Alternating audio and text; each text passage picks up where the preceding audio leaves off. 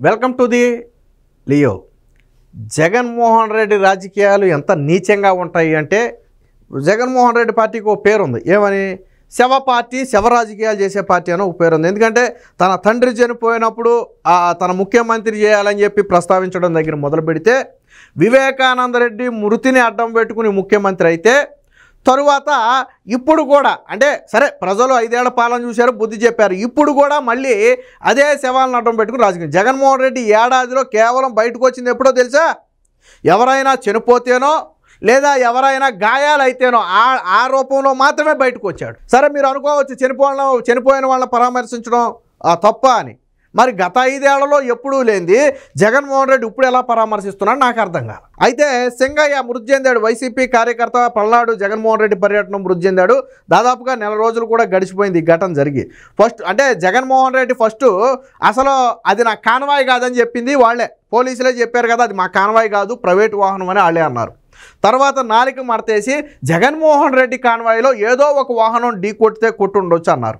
తర్వాత ఏమన్నారు? జగన్మోహన్ రెడ్డి కాన్వాయ్ కిందే ఆ సింగయ్య పడిన విజువల్స్ బయటకు వచ్చిన తర్వాత పడిన సంగతి మాకు తెలియదు అన్నారు. తర్వాత మేమే అంబులెన్స్లో పడ్డాడు కానీ తర్వాత వీళ్ళే జాయిన్ చేశారు అంబులెన్స్లో అని చెప్పారు. అంటే ఒకటి కాదు, అసలు ఫస్ట్ ఏమో మాకు సంబంధం లేదనే, తర్వాత ఏమో ఏదో కారు అనే, తర్వాత మా కారే అయ్యి ఉండొచ్చు మాకు తెలియదనే, ఇన్ని రకాలుగా మాటలు మార్చారు. సరే ఏది ఏమైనా దురదృష్టకరం ఏంటంటే సింగయ్య చనిపోవటం. ఇక్కడ జగన్మోహన్ రెడ్డి నెల రోజుల తర్వాత సింగయ్య కుటుంబాన్ని పిలిపించుకున్నాడు, తప్పులేదు. సింగయ్య భార్యను కూడా పిలిపించుకున్నాడు. సరే 5 లక్షలు 10 లక్షలు డబ్బులు కూడా ఇచ్చాడు, తప్పులేదు. ఆదుకోవడంలో తప్పులేదు. అక్కడితో వదిలేసాడు అంటే జగన్మోహన్ రెడ్డి ఇక్కడ మళ్ళీ తన నీచ రాజకీయాన్ని బయటపెట్టాడు. అందుకే నేను జగన్మోహన్ రెడ్డితో వ్యతిరేకించేది. బయటకు వచ్చి నిందలు ఎవరి మీద వేయించాడు తెలుసా? వైసీపీ వాళ్ళు కారు కింద పడి తల నలిగిపోయి రక్తపు మడుగులో ఉంటే వైసీపీ వాళ్ళేమో పక్కన పొదల్లోకి లాగేసి ఒకవేళ ఆ టైంలో వాళ్ళే అంబులెన్సుల్లో తీసుకెళ్ళి వాళ్ళే హడావిడి చేస్తే ఎక్కడ ఇది వైరల్ అవ్వద్దో, ఎక్కడ వీడియోలు వస్తాయని భయంతో ముందు పక్కన ముళ్ళ పొదల్లో పడేసి వీళ్ళ దారిని వీళ్ళు వెళ్ళిపోయారు. కనీసం మంచిలు కూడా పోయిలా. వెంటనే ఘటన చూసినటువంటి పోలీసులతో పాటు మరికొంతమంది వైసీపీ కార్యకర్తలు సాయం చేస్తే ఇమీడియట్గా ఆటోలో వేసి తర్వాత అక్కడి నుంచి అంబులెన్సో లేదా డైరెక్ట్గా అంబులెన్సో వేసి అక్కడి నుంచి పంపారు. అంబులెన్స్లో కూడా సింగయ్యను కాపాడడానికి శతవిధాల ప్రయత్నం చేశాడు. దురదృష్టవశాత్తు మృతి చెందాడు. ఇప్పుడు జగన్మోహన్ రెడ్డి నింద ఎవరి మీద వేసాడు తెలుసా? ఒకటి పోలీసుల మీద, 2 ప్రాణాలు కాపాడాలని కష్టపడిన అంబులెన్స్ సిబ్బంది మీద. దేశ చరిత్రలో ఎక్కడైనా సరే అంబులెన్స్ సిబ్బంది చంపేసిన ఘటన చూసామా? అసలు ఈ ఘటన బాహ్య ప్రపంచానికే తర్వాత తెలిసింది. సింగయ్య చనిపోయిన తర్వాత కదా బాహ్య ప్రపంచానికి తెలిసింది, అంతకు ముందు తెలియలేదు కదా. మరి ఎవరు చంపాలనుకుంటారు? అంబులెన్స్ సిబ్బంది ఎందుకు చంపాలనుకుంటారు? నాకు తెలిసి అంబులెన్స్ సిబ్బంది మీద హత్యారోప నేరాలను నెట్టినటువంటి ఏకైక వ్యక్తి జగన్మోహన్ రెడ్డి. చరిత్రలో మిగిలిపోతాడు. నేను ఎందుకు జగన్మోహన్ రెడ్డి సింగయ్య భార్యతో అబద్ధాలు చెప్పించాడు అంటాను అంటే ఒకసారి ఈ వీడియో వినండి. వీడియో విన్న తర్వాత అది అబద్ధమో నిజమో మీరే నిర్ణయించండి. మనమేమో వీళ్ళ ఫ్యామిలీనేం బ్లేమ్ చేయట్లేదు, వీళ్ళ ఫ్యామిలీనేం మనకు కాదంట్లా. సరే వాళ్ళ మీద ఆ స్థాయిలో ఒత్తిడి తెచ్చి ఉండొచ్చు, లేదా దాని వెనక ఏదైనా బలమైన కారణాలు ఉంటే ఉండొచ్చు. నేను వాళ్ళ ఫ్యామిలీనేం అనట్లా. సింగయ్య మృతి ఖచ్చితంగా వాళ్ళ ఫ్యామిలీకి తీరని లోటే. కాకపోతే జగన్మోహన్ రెడ్డి నీచ రాజకీయాలు అలా ఉంటాయి అనేది తెలియాలి అంటే మనం ఒకసారి ఈ వీడియో చూడాలి. ఒకసారి చూడండి. నా భర్త పేరు శ్రీసింగయ్య. జగనన్న గారు వస్తున్నారని చూడటానికి వెళ్ళారు. అక్కడ కారు తగిలిందని అమ్మ అయింది. మాకు మరి నేను కూడా జగనన్న గారు చూడటానికి నల్లపల్లి దగ్గరికి వెళ్ళాను. మాకు ఫోన్ చేశారు. ఫోన్ చేస్తే మేమేమన్నా అక్కడ నుంచి హాస్పిటల్కి బాగానే ఉన్నారు, బాగానే మాట్లాడారు. మా 2 పిల్లలని చెప్పారు, మా ఊరు పేరు చెప్పారు, మా మామయ్య పేరు చెప్పారు. ఇక్కడ వరకు మీరు క్లారిటీగా అర్థం చేసుకోండి. వీడియో ఎందుకు చూపించాను అంటే అంబులెన్స్లో ఉన్నప్పుడు బాగానే ఉన్నారంట. హాస్పిటల్కి వెళ్ళిన తర్వాత హాస్పిటల్లో వాళ్ళ భార్య పేరు చెప్పారంట, వాళ్ళ పిల్లల పేర్లు చెప్పారంట, వాళ్ళ ప్లేస్ చెప్పారంట. అవన్నీ చెప్పబట్టే బహుశా సిబ్బంది హాస్పిటల్లో సిబ్బంది ఫోన్ చేసి ఈవెన్ రమ్మని ఉంటారు. ఏదో కాంటాక్ట్ నెంబర్ ఇస్తేనే కదా వాళ్ళు చేయగలరు. మళ్ళీ ఒకసారేనండి, మీకు డౌట్ ఉంటే మళ్ళీ ఒకసారేనండి ఆవిడ ఏం చెప్పిందో. హాస్పిటల్కి ఇది ఎక్కడేనండి జాగ్రత్తగా ఫోన్ చేస్తే మేమేమన్నా అక్కడ నుంచి హాస్పిటల్కి వెళ్ళారు, బాగానే ఉన్నారు, బాగా మాట్లాడారు. 2 పిల్లలని చెప్పారు, మా ఊరు పేరు చెప్పారు, మా మామయ్య పేరు చెప్పారు, నా పేరు కూడా చెప్పారు. 2 పిల్లలని చెప్పారు, మా ఊరు పేరు చెప్పారు, మా మామయ్య పేరు చెప్పారు. మీకు అర్థమైందా?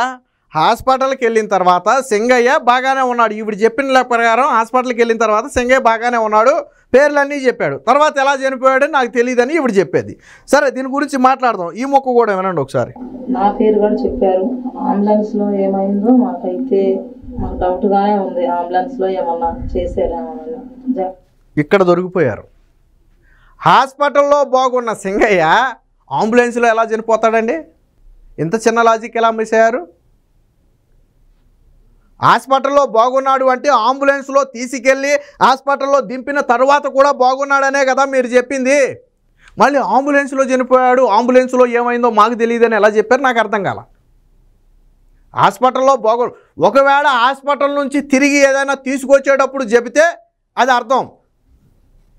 అంబులెన్స్లో తీసుకెళ్ళినప్పుడు బాగానే ఉన్నాడు అంటే అంబులెన్స్ సిబ్బంది బాగానే సమయానికి స్పందించారు, సేవలు చేశారు, హాస్పిటల్లో జాయిన్ చేశారు, అప్పుడు కూడా బాగానే ఉన్నాడని ఆవిడ చెబుతుంది. పేర్లు చెప్పాడు, నా పేరు మా పిల్లల పేర్లు అన్ని అడ్రస్లతో సహా చెప్పాడని ఆవిడే చెబుతుంది. తిరిగి లాస్ట్లో ఈ అంబులెన్స్లో ఏమైందో మాకు తెలియదు అంటుంది. ఇక్కడ చిన్న లాజిక్ మిస్ అయ్యారు. అంబులెన్స్లో తీసుకెళ్ళిన తర్వాతే హాస్పిటల్లో జాయిన్ చేశారన్న చిన్న లాజిక్ని ఇక్కడ మిస్ అయ్యారు. అందుకనే చెప్పేది నేను. వాస్తవానికి నిన్న జగన్మోహన్ రెడ్డి ఈ విషయం గురించి మాట్లాడాల్సిన అవసరమేలా.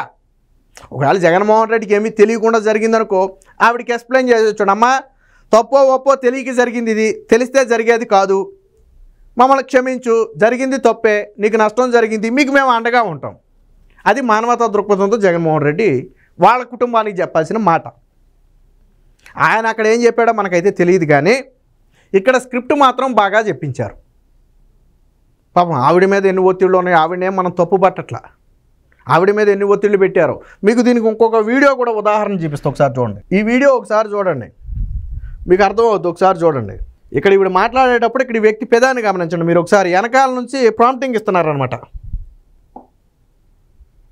వెనక చూడండి, మధ్యలో అయిపోయింది. ఇక్కడ నుంచి చూడండి, ఆయన మాట్లాడతాడు చూడండి. ఈవిడ మాట్లాడుతుంది కదా, ఇక్కడ ఈయన మాట్లాడతాడు చూడండి. ఇక్కడ ఈవిడ మాట్లాడుతుంది, ఇక్కడ ఈయన మాట్లాడుతున్నాడు. ఈయన దగ్గర ఏం మైక్ ఉందని మాట్లాడుతున్నాడు, ఏం మైక్ ఉందని మాట్లాడుతున్నాడు. మరి ఎందుకు మాట్లాడుతున్నాడు అంటే వెనక నుంచి ఎవరు అసలు ఈ వ్యక్తి ఎవరు? ఇప్పుడు నిజంగా నీకు అనుమానం ఉంది, ఇప్పుడు నేను ఒక మాట చెప్పాలనుకుంటానండి, నేను మొహమాటంగా చెప్పేస్తా. నేను ఇటు చూడాల్సిన పనే ఉంది, ఇటు చూడాల్సిన పనే ఉంది, నా వెనకమాల ఒకళ్ళు అందించాల్సిన పనే ఉంది, లేదు కదా. మరి ఎవరు చెప్పి మాట్లాడిచ్చారు? ఇవి నీచ రాజకీయాలు కదా. సొంత పార్టీ కార్యకర్త చనిపోతే జరిగింది తప్పో ఒప్పో, నేను ముందే చెప్పా, జరిగింది తప్పో ఒప్పో కావచ్చు, కానీ తర్వాత దాన్ని కూడా రాజకీయంగా మళ్ళీ తిరిగి వెళ్ళమే. పోనీ జగన్మోహన్ రెడ్డి చెప్పే దాంట్లో వాస్తవం ఉండుంటే తప్పు లేదులే, వాస్తవమే చెప్పాడు కదా, మనం ఎందుకు తప్పు పట్టాలనుకోవచ్చు. వాస్తవం ఉందా? అంబులెన్స్లోనే ఇబ్బంది పడితే హాస్పిటల్కి వెళ్ళిన తర్వాత ఎలా మాట్లాడాడండి సింగయ్య? నాకు అర్థం కాలేదు. ఇంత చిన్న లాజిక్ మిస్ అయ్యి ఎలా చెప్పించారు? అది కూడా ఎప్పుడు చెప్పించారు? నెల తర్వాత.